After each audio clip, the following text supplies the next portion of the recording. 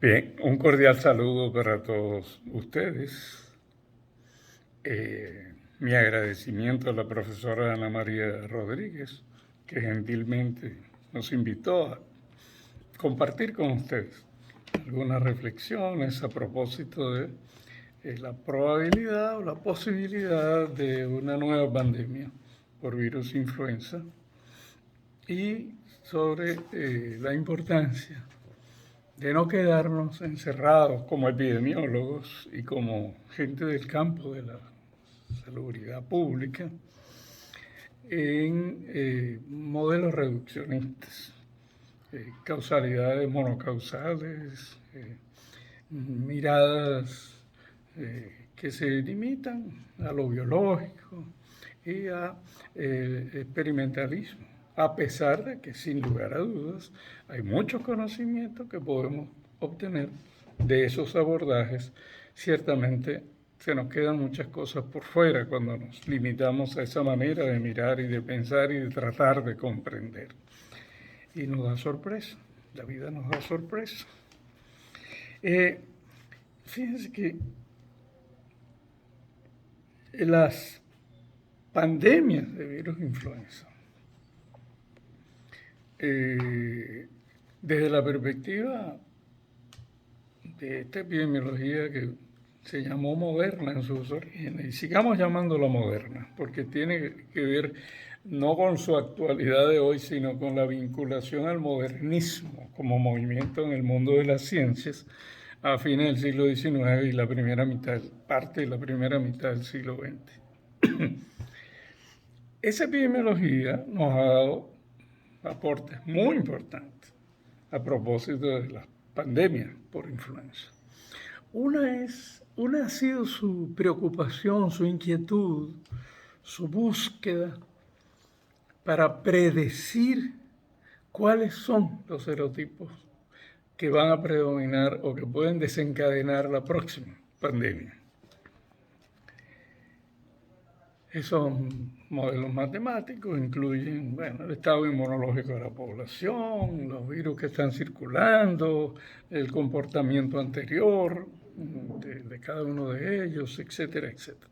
Y la idea es tratar de predecir cuáles son las cepas, los serotipos que predominarán en la próxima pandemia, de manera de ganar tiempo para producir vacunas, porque las vacunas se asume que son la principal medida de prevención en el caso de la influenza, desde esta perspectiva. La segunda cosa que se hace es tratar de prever, ya no predecir, sino prever, de llegar a tiempo, de detectar lo más tempranamente posible los primeros casos, donde quiera que ocurran en la Tierra, en los continentes. Para eso se ha desarrollado una red mundial de vigilancia epidemiológica, de laboratorios y de servicios de salud que tienen la misión de procesar, buscando activamente virus influenza en muestras de casos que son compatibles clínicamente. O sea, que tienen fiebre, que tienen malestar general, que sintomatología respiratoria, etcétera, etcétera. Que son síntomas indefinidos, imprecisos, pero compatibles con influenza. La idea de esa red de vigilancia es detectar lo más tempranamente posible los primeros casos o de conocer cuáles están circulando en distintas regiones del mundo, de manera que también ganar tiempo para la producción de vacunas, porque la disponibilidad de la producción de vacunas es como la medida clave desde esa perspectiva para controlar y prevenir que haya una epidemia. Sobre todo, vacunar a aquellos sectores de la población que que ya por el comportamiento anterior de las pandemias anteriores, se sabe que muy probablemente serían los donde aparecerían la mayoría de los fallecimientos. Embarazadas, niños menores de 5 años, adultos mayores o adultos en general que tengan patologías crónicas u otras razones por las cuales son más vulnerables y pueden desarrollar cuadros graves con la clínica de la influenza.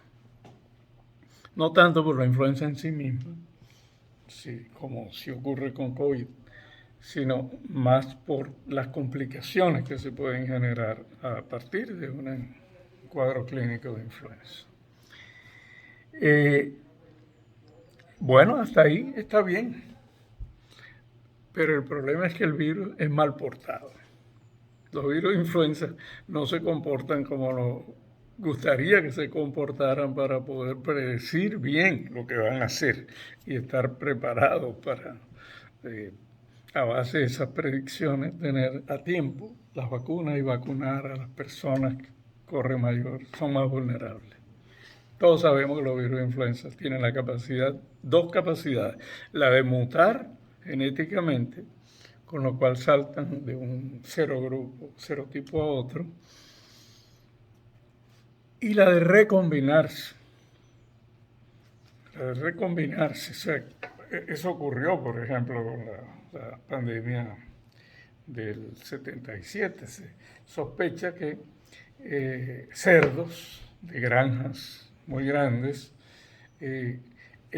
fueron infectados simultáneamente por virus que ya tenían la capacidad de infectar a personas con virus de aves que no tenían esa capacidad. Y al reproducirse en cerdos, se recombinaron y dieron la posibilidad de que el virus H1N1, en este caso, produjera una gran pandemia en humanos. Bueno, pensemos un poquito algunas de estas cosas. Hay que estar abierto a mirar, a tratar de comprender que los problemas de salud en poblaciones, no estoy hablando a nivel clínico solamente, la clínica dejémosla a los clínicos, que saben de eso, por lo menos saben más que nosotros de eso, y esperemos que lo hagan bien, es decir, atender a los enfermos, manejar los enfermos. Nuestra responsabilidad como epidemiólogos es la salud colectiva, la salud de las poblaciones, Entonces, pensando de esa perspectiva, nos damos cuenta de que no nos alcanzan los conocimientos sobre la causalidad de las pandemias de influenza con lo que nos aporta la epidemiología moderna. Es decir, una causa, personas vulnerables y algunas circunstancias que sirven de detonante y que cuando conseguimos la posibilidad de tener vacunas a tiempo y que esas vacunas estén disponibles para la población vulnerable en todos los países, se puede yugular las epidemias, las pandemias. Es bueno decir que hasta ahora eso no ha ocurrido. Las pandemias han ocurrido teniendo la vacuna, o porque llegaron tarde, o porque no le llegaron a toda la población, o le llegaron a la población, pero no a los grupos que eran predictivamente considerados más vulnerables, etcétera, etcétera. Pero eso es un trabajo que obviamente hay que hacer, el que hace la epidemiología moderna, digamos. Pero, ¿qué se nos queda por fuera? Muchas cosas. ¿Por qué los cerdos ahora están en granjas donde hay decenas de miles de cerdos concentrados como si fuera una ciudad de personas? Y que donde lo que ocurre a un cerdo rápidamente se convierte en miles de cerdos con los cuales además tienen contacto los humanos, que trabajan con esos seres. ¿Por qué las aves silvestres, migratorias, que siempre han jugado un papel importante en la pandemia por influenza, resulta que ahora está circulando el virus influenza mucho, un tipo, el H5N1, en aves de corral, de granja, pero que también son granjas multitudinarias? No estamos hablando del señor campesino que tiene sus 5 o 6 gallinitas, no, estamos hablando de granjas donde hay miles y miles de aves enjauladas, en granjas, con las cuales los seres humanos interactúan diariamente, cotidianamente. Bueno, ¿por qué la primera pandemia del siglo, del 1918, la gran pandemia ocurrió en medio de la Primera Guerra Mundial? ¿Por qué se detectó tarde? Probablemente 2 años después de haberse iniciado el brote entre grupos humanos. La guerra condicionó que los países tenían restringida la información a nivel internacional porque se consideraba de valor estratégico. Resulta que, por cierto, enfermaron los ejércitos de ambos lados, de los que estaban combatiendo, incluso sus jefes políticos se enfermaron. Entonces, abramos un poco la capacidad de entender hacia otras categorías, más allá de la monocausalidad, más allá de un enfoque mecánico, recuperando enfoques más dinámicos y con una perspectiva más de sistemas complejos. Los sistemas complejos, como es la sociedad, tienen varias características y se han desarrollado categorías que nos pueden ayudar mucho. Si lo primero es que los fenómenos y las dinámicas acontecen no solo en un nivel, los sistemas se organizan por múltiples niveles de interacción y cuando hay un problema como este se expresa en todos los niveles y puede haber comenzado en cualquiera de esos niveles y va a afectar al conjunto del sistema. En segundo lugar, los sistemas complejos no nacen, no emergen de manera abstracta, porque alguien los creó, una voluntad. No. Los sistemas complejos tienen historia. Emergen porque hay una historia por detrás de esas interacciones que se dan en la sociedad, que hacen posible en determinadas circunstancias que acontezcan ese tipo de situaciones epidemiológicas como la pandemia. La gripe española estaba en la Primera Guerra Mundial, la epidemia última, la del 2008, 2009, hasta el 2011, ocurre en medio de la más brutal crisis mundial del capitalismo, que aún no se ha superado, que fue la crisis generada por lo que hasta hoy es predominante en el capitalismo, que es el capitalismo financiero, la crisis de los grandes, por la sinvergüenzura, vagabundería que hicieron los grandes bancos de algunos países desarrollados que hundieron la economía del mundo, de la cual todavía no se ha resuelto. No debe ser solo casualidad que haya esa coincidencia con grandes eventos sociales, económicos, políticos, cuando ocurren grandes pandemias, sobre todo por influenza. Bueno, yo quisiera que pensáramos por un momento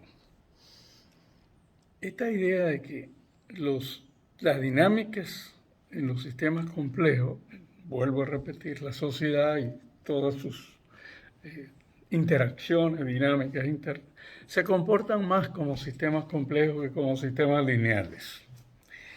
Bueno, una de las aportes que se ha hecho de estudiar sistemas complejos ha sido el entender que los sistemas se organizan por distintos niveles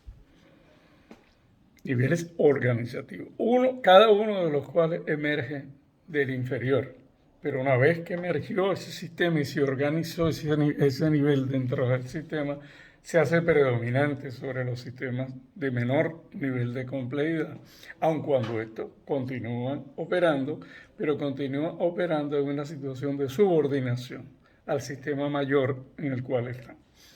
Igual, otra característica es que, como decía Piaget, la materia tiene historia. Otra característica es que esa emergencia de una nueva forma de organizarse dentro de un sistema que genera a su vez dinámicas que son novedosas dentro de ese sistema, tiene una experiencia histórica, tiene una razón histórica que viene dada por las acumulaciones que se han dado a partir de lo que son las bases naturales y sociales de determinada sociedad.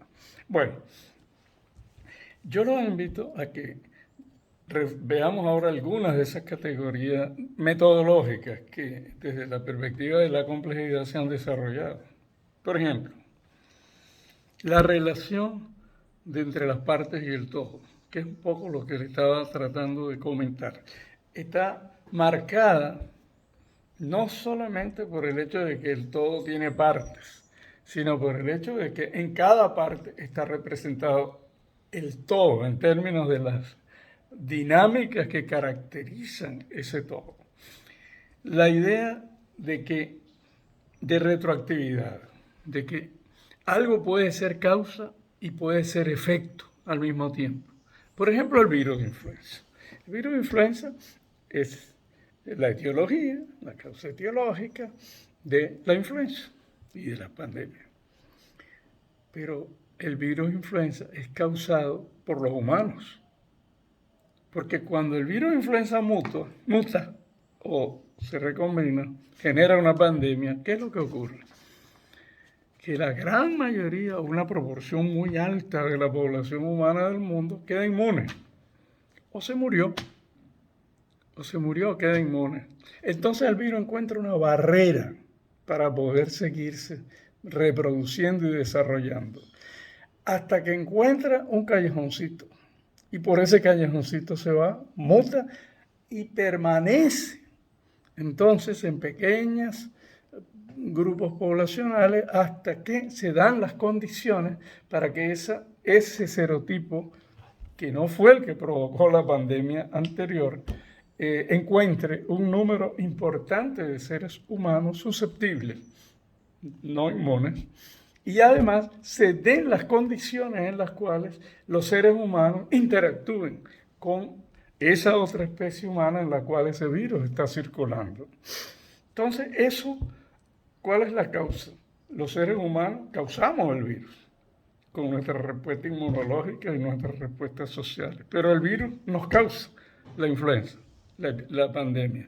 Entonces, la idea de causa y efecto no es solo un asunto que podemos entender desde la perspectiva lineal, sino tenemos que asumir esa idea de retroactividad, de que en algún momento la causa etiológica del virus, en algún momento la causa etiológica somos los humanos y la dinámica que se dan entre los seres humanos, que concentramos miles de cerdos en un pequeño espacio, que concentramos miles de aves en un pequeño espacio, o que desarrollamos, como ocurrió en una de las pandemias, en pocos años, una enorme capacidad de viajar a nivel internacional y se desarrollaron las líneas aéreas y los viajes aéreos y hubo un volumen muy alto en pocos años.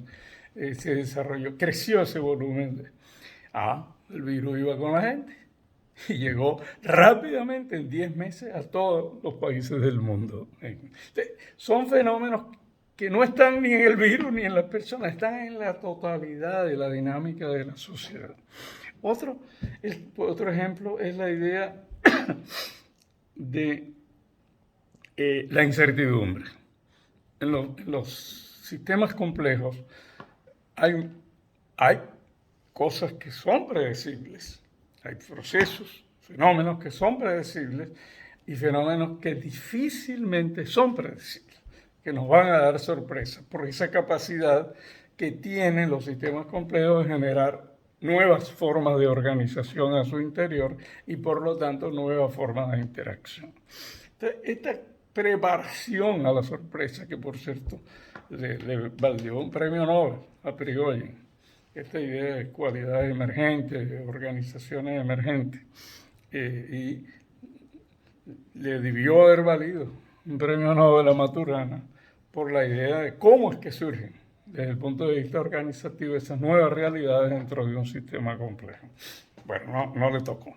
Entonces, yo los invito entonces a que intenten pensar desde esa perspectiva, la perspectiva de sistemas complejos, pero también intenten pensar desde la perspectiva de la transdisciplinariedad.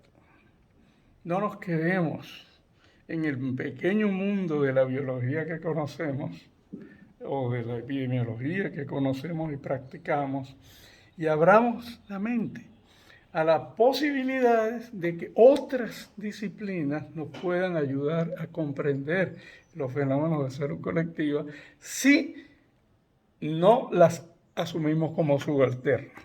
Por ejemplo, quienes trabajan con la salud de los animales no somos los médicos.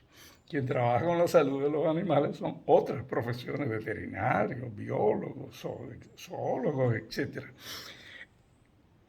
El aprender, estar dispuesto a abrirnos y trabajar en condiciones de igualdad, no me refiero solo como personas, sino como ciencia, como disciplina. No hay una disciplina científica superior a las otras, así como no hay seres humanos superiores a los otros desde el punto de vista racial, genético, etc. Todas podemos trabajar y debemos trabajar de manera, si no transdisciplinaria, que implica crear un nuevo mundo de conocimiento, al menos multidisciplinaria, con respeto, proactivamente, busquemos los veterinarios, busquemos cómo se está vigilando las granjas avícolas, cómo se están vigilando las granjas de cerdos, cómo se están vigilando las aves migratorias, qué está ocurriendo allí, qué podemos aprender de eso que está aconteciendo como fenómenos, procesos sociales que pueden en un momento dado ser detonantes de una situación epidemiológica nueva. Y no olvidemos, además, de que además de la multidisciplinariedad y de la complejidad, que estamos en América Latina. Tenemos que atrevernos, vuelvo a decir, a pensar fuera del cajón. El cajón de pensamiento que aprendimos a partir de lo que fue desarrollado en otros ámbitos y que son importantes, tenemos que aprenderlos, pero también tenemos que aprender lo que son sus limitaciones. Pensemos siempre desde la perspectiva de lo que son nuestros países, de lo que son nuestras sociedades, de lo que son las fortalezas y debilidades de nuestras sociedades, que no son iguales a las de otros territorios a nivel mundial. Esta idea de pensamiento del sur o de decolonización del pensamiento, de recuperación de la noción del buen vivir, por cierto, que implica no solo vivir bien en las personas, sino en armonía con la naturaleza y con todos los otros seres vivientes que existen, y tener una perspectiva de la vida que es mucho más allá de la vida humana, y mucho más allá de tener o no tener una enfermedad. Tiene más que ver con la felicidad, con la capacidad de vivir bien, de vivir bien. Bueno, la última idea que me gustaría dejarle en este intento de que salgamos de la visión monocausal y es la idea de que hagamos el esfuerzo por entender, por dejar la ventana abierta, la ventana del conocimiento abierta, a la idea de incertidumbre, a la idea de que toda dinámica dentro de un sistema complejo tiene determinaciones y tiene condicionamientos, pero da sorpresas. Esas determinaciones tienen que ver con la forma como la sociedad se ha estructurado, ha funcionado y lo que ha desarrollado como organizaciones, como formas de producir, formas de distribuir, formas de consumir y como formas de organizarse y operar como sociedad, esas interacciones. Pero tiene que ver también con lo que son los otros niveles, a nivel de lo individual, a nivel de los grupos de población y a nivel de la sociedad común. Claro que la interacción entre huésped y agente es importante. Y si yo estoy viendo un paciente, a mí me interesa mucho conocer cuáles son los procesos que pueden condicionar su vulnerabilidad como persona o su riesgo de estar cerca, propenso a estar cerca de los animales de donde saltará muy posiblemente el virus a producir casos humanos. Pero si yo no estoy en este plan, esa no es mi misión, esa es la misión de los clínicos, yo tengo que pensar lo que está ocurriendo en los grupos de población, en los grupos humanos, en los distintos grupos. Y esta es la última idea. Las enfermedades y la salud en general no se distribuyen al azar. Se distribuyen desgraciadamente de manera diferencial. Y los epidemiólogos, lo primero que aprendemos los epidemiólogos es a buscar diferencias y medirlas. Lo que pasa es que tendemos a quedarnos en diferencias que son características individuales, la edad, el sexo, nivel educativo, nivel de ingreso. Y a veces dejamos fuera otras que son las cualidades más importantes que determinan la condición de pertenencia a un grupo social, a un sector de la sociedad, que son otro nivel organizativo en el cual podemos encontrar como parte de ese perfil de condiciones de vida, de sus necesidades y problemas de salud, su acceso a los servicios. Ese es otro tema. El acceso a buena atención no se distribuye al azar, ni a nivel internacional, ni en una sociedad en particular, ninguna, en unas más que en otras, en unas menos que en otras. Pero en general hay una distribución social del acceso a la buena atención de salud. Por lo tanto, nos interesan los servicios no solamente desde la perspectiva de qué es lo que hay que hacer, sino de lo que hay que hacer tiene que ser accesible a todos. Y ese es un desafío importante, ya no solo para los epidemiólogos, sino para la salud pública en general. Entonces, mi llamado con ustedes ha sido, es, abramos la mente, no nos quedemos, no nos contentemos con una explicación reduccionista, monocausal, porque vamos a tener sorpresa. La probabilidad es muy grande de que tengamos sorpresa. Hasta ahora siempre ha sido así. Puede que ahora sea la excepción, pero lo dudo. Y en segundo lugar, abramos a un pensamiento que recupere la complejidad de los sistemas con los cuales trabajamos.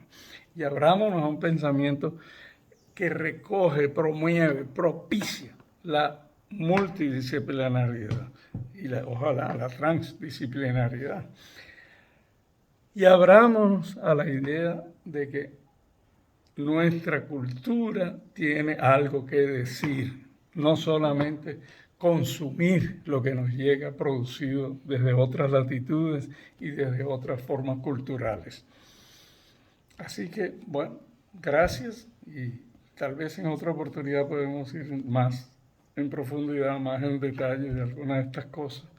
Yo espero que les haya resultado de utilidad y que quedamos a su orden, a su disposición para cuando sea posible y todos ustedes piensen que algo puede uno contribuir y aportar. Muchas gracias.